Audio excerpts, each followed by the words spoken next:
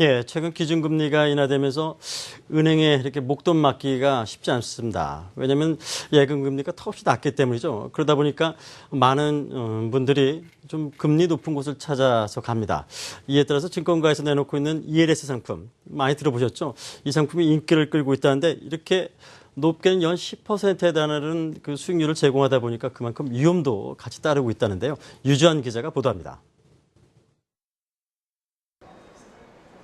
예금금리가 사실상 1%대로 주저앉으면서 ELS로 뭉칫돈이 몰리고 있습니다. 원금 보장형 상품의 경우 4에서 5%, 비보장형의 경우 10% 내외 수익률을 내세워 하루에도 몇 개씩 상품이 쏟아져 나옵니다. 지난 2010년 25조 원 규모였던 ELS 발행은 2012년 47조 5천억 원으로 2배 가까이 늘었다가 2013년 잠깐 주춤한 후 올 들어 다시 급증하고 있습니다. 올 들어 9월 중순까지 발행 규모만도 42조 2천억 원에 달하고 8월에는 한 달 발행 규모가 6조 원을 넘어섰습니다.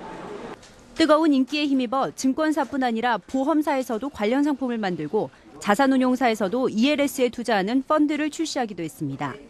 하지만 매일같이 쏟아지는 상품 뒤에 원금 손실이 발생한 채 만기가 돌아오는 경우도 있습니다. 유럽 재정위기 이후 주가가 가장 극적인 하락세를 보인 현대중공업. 이를 기초자산으로 만든 ELS는 올 5월 들어 지금까지 평균 20% 손실이 난 채 만기를 맞고 있습니다.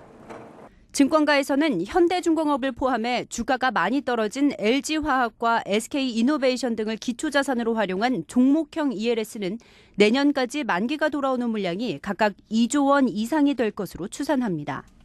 종목형 ELS의 위험성이 부각되며 최근에는 홍콩과 유럽 등지의 지수를 기초자산으로 한 지수형 ELS가 대세입니다. 지난 8월을 예로 들면 전체 발행된 6조 4천억 원의 물량에서 4조 9천억 원이 해외 지수형으로 4분의 3에 달합니다. 하지만 보다 높은 수익률을 약속하는 원금 비보장형 상품이 절대적으로 큰 비중을 차지하기 때문에 이를 먼저 확인할 필요가 있습니다. 한국경제TV 유주환입니다. 네, 증권가에서도 이 ELS 상품에 대한 광고를 최근에 많이 하고 있습니다. 그만큼 증권가도 어떤 마케팅 공략의 대상으로 삼고 있다는 것이고 또 시장에서도 그만큼 인기가 있다는 것인데 좀 더 자세한 이야기 증권팀의 신동호 기자와 얘기를 나눠보도록 하겠습니다. 신 기자, 그렇게 인기가 좋습니까? 네, 리포트에서도 말씀드렸듯이 최근에 그 초저금리 시대에 대안으로 ELS가 인기를 끌고 있는 것이 사실입니다. 지난달 기준 6조 원에 달하는 발행 규모를 보이며 사상 최대치를 기록하기도 했는데요. 그중 특히 지수형 ELS에 돈이 몰리고 있습니다.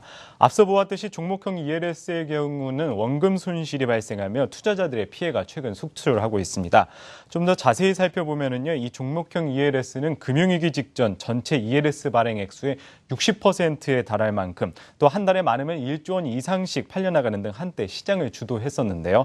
2011년 5월 당시 지수가 2200포인트까지 치솟으면서 승승장구하는 모습을 보이자 대형주들의 주가도 덩달아 뛰었었습니다. 때문에 주로 탄탄한 대기업 대형주를 기초자산으로 고른 ELS 상품들이 불티나게 팔렸었습니다. 그러나 코스피가 불과 석 달 뒤 8월 그리스 디폴트 이슈가 불거지면서 급격히 떨어지기 시작해 9월에는 1700선까지 주저앉자 문제가 발생한 것입니다.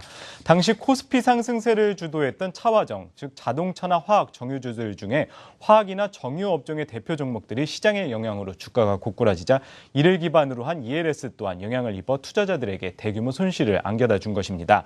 통상 ELS 만기가 3년짜리인 경우가 많은데요. 그렇게 되면 올해 6월부터 이 중 상당수가 속속 만기를 맞이하는 중입니다.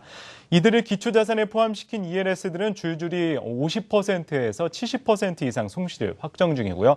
사실상 원금을 지키기는 쉽지 않을 것이라는 분석이 나오고 있습니다. 때문에 종목형 ELS에 대해 피해를 입은 투자자들이 속속 드러나자 최근 글로벌 주식시장이 상대적으로 좋아지자 지수형 ELS에 대한 인기가 높아지고 있는 것입니다. 지난달 기준 6조 원에 달하는 ELS 발행 규모 중에 80%가 넘게 자금이 이 지수형 ELS에 자금이 몰리고 있습니다. 예, 이처럼 인기를 끌고 있는 지수형 ELS 가운데서도 특히 해외 지수를 기초로 한 ELS가 최근에 인기가 많이 높아지고 있다면서요? 네, 맞습니다. 좀 전에 전체 ELS 발행 규모 중 80% 넘게 지수형 상품이라고 말씀드렸는데요. 지수형 중에서도 이 해외 지수를 기초 자산으로 한 상품이 대부분을 대부분을 차지했습니다. 최근 해외 지수들이 상대적으로 변동성과 수익률이 높아서 급증한 것으로 분석되는데요. 또 글로벌 증시의 견조한 흐름으로 해외 지수형 ELS 조기 상환이 늘어났기 때문입니다. 해외 지수형 ELS 발행 금액은요, 지난달 기준으로 약 4조 9,167억 원으로 역대 최대 규모를 발행했습니다. 과거 한 달 발행 규모가 대략 3조 7천억 원가량이었던 것을 봤을 때 1조 원을 초과하는 수치입니다. 특히 해외 지수형 중에서도요, 홍콩 항생중국 기업 지수와 유로스톡스 50을 기초자산으로 한 편입한 그 ELS가 급증하고 있습니다. 원래 이 두 개는 S&P 500을 대안으로 발행된 것인데 최근에는 대세가 됐습니다. 발행 규모로 보면은요, 지난 5월 5,800억 원 규모에서 지난달 1조 2천억 원에 달하는 등 불과 4개월 사이에 2배 가까이 증가했습니다. 전체 규모로 봤을 때 이 두 가지 상품을 기초로 한 것이 전체의 20%가 넘는 수치입니다. 예.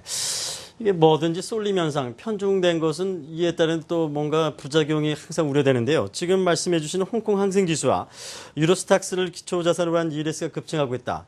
혹시 야기될 수 있는 부작용은 없을까요? 네, 맞습니다. 방금 말씀드렸듯이 이 두 개를 기초로 한 그 상품들이 전체 규모의 20%를 넘는다고 말씀드렸는데요. 이 이외에도 기초자산을 두세 개 상품을 기초로 편입하고 있는 상품들이 거의 대부분입니다. 두 개의 기초자산을 중심으로 한 상품들이 전체 해외 지수형 상품 중 42%를 넘는 등 절반 가까이를 차지하고 있고요. 이 외에 한 개의 기초자산을 이용하거나 세 개의 기초자산을 편입한 상품들이 40% 가까이 차지하는 등 이렇게 몇 개의 상품만을 이용한 ELS 상품들이 대부분인데요. 바로 이 부분이 문제라고 지적드릴 수 있겠습니다. 너무 몇몇 상품에 자금이 치우쳐져 있다는 것인데요. 전문가들은 해외 지수가 당장은 괜찮더라도 너도 나도 비슷한 기초자산 상품만 발행하는 것은 문제가 될 수 있다고 지적했습니다. ELS 특성상 2, 3년간 녹인이 발생하지 않아야 하는데 금융위기나 외환위기 같은 대형 이벤트가 발생하면 시장 전체가 휘청거릴 수 있다는 것입니다. 결국 종목형 ELS처럼 지수형 ELS도 큰 손실이 날 수 있다는 것입니다. 예.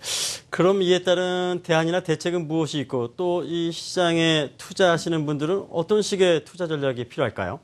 네, 아무래도 앞에서도 계속 말씀드렸지만 시장에서 그 초저금리 시대의 대안으로 ELS에 대한 관심은 계속 높아지고 있습니다. 당분간 시장에서도 ELS 이 시장의 성장이 계속될 것으로 내다보고 있는데요. 원금 비보장형의 경우 앞에서도 말씀드렸다시피 최대 10% 내외의 수익률을 주기에 투자자 입장에서는 구미가 당길 수밖에 없는 상품입니다. 특히 최근 글로벌 시장의 흐름이 좋은 만큼 해외 지수형이 인기가 있는 것은 어찌 보면 당연한 것인데요. 전문가들은 해외 지수를 기초로 하는 것은 좋지만 너무 특정 기초 상품 몇 개에만 자금이 쏠리는 부분은 좀 고쳐야 될 점이라고 지적했습니다. 앞에 말씀드렸듯이 한 개 아니면 두 개의 기초자산으로 상품이 구성되어 있는 것이 대부분인데요. 때문에 위험의 발생 가능성에 대해 지금은 속단할 수 없지만 적어도 기초자산 상품 구조의 다양성을 통해서 위험을 분산해 놓을 필요가 있다고 조언했습니다. 업계에서는 이런 쏠림 현상의 대안으로 간접 펀드들을 출시하기도 했는데요. 지수형의 ELS보다는 좀 수익률은 낮지만 다양한 기초자산의 투자에 안전하다는 것입니다. 실제로 삼성자산운용의 경우 지난달 업계 최초로 ELS에 분산 투자하는 펀드인 삼성 ELS 인덱스 펀드를 내놓았는데요. 이거의 경우 출시 한 달 만에 200억 원가량 자금이 몰리기도 했습니다. 또 한국투자신탁운용도 20개 ELS를 기초로 거래 상대 증권사와 스왑 거래를 통해 펀드의 손익이 결정되는 ELS 솔루션 펀드를 출시할 예정입니다. 또 한 가지 대안은 행사 가격을 낮춘 이른바 저행사가 ELS를 통해 불확실성을 없애고 또 안정성을 높이는 상품들도 하나의 대안으로 꼽히고 있습니다. 행사 가격을 낮춰서 조기 상환 가능성을 높인 것이라는 것인데요. 수익률은 조금 낮지만 수익을 얻을 기회가 높다는 것입니다. 기존 일반적인 스텝다운 상품은 첫 조기 상환이 실패할 경우 두 번째나 세 번째까지 조기 상환이 실패하고 결국 만기에서 손익이 결정되는 경우가 잦습니다. 조기 상환 기회를 놓칠 때마다 반대로 손실될 확률이 높아지는 셈인데요. 때문에 최대한 빨리 조기 상환을 달성할 수 있도록 하는 것이 관건입니다. 예. 예, 금융투자 상품이 굉장히 다양해지고 복잡해지고 있습니다. 따라서 불안전 판매 소지도 그만큼 커질 수 있겠죠. 파는 쪽도 그리고 사는 쪽도 어떤 상품에 대한 내용을 적절하게 아주 칼같이 정확하게 숙지를 해야지만 이런 문제에서 좀 자유롭지 않을까 싶습니다. 예, 하여튼 지금 돌보기가 쉽지 않은 구조로 계속해서 금융시장이 변하고 있습니다. 시청자분들의 현명한 판단이 더욱 요구되는 시점이죠. 신동호 기자와 함께했습니다.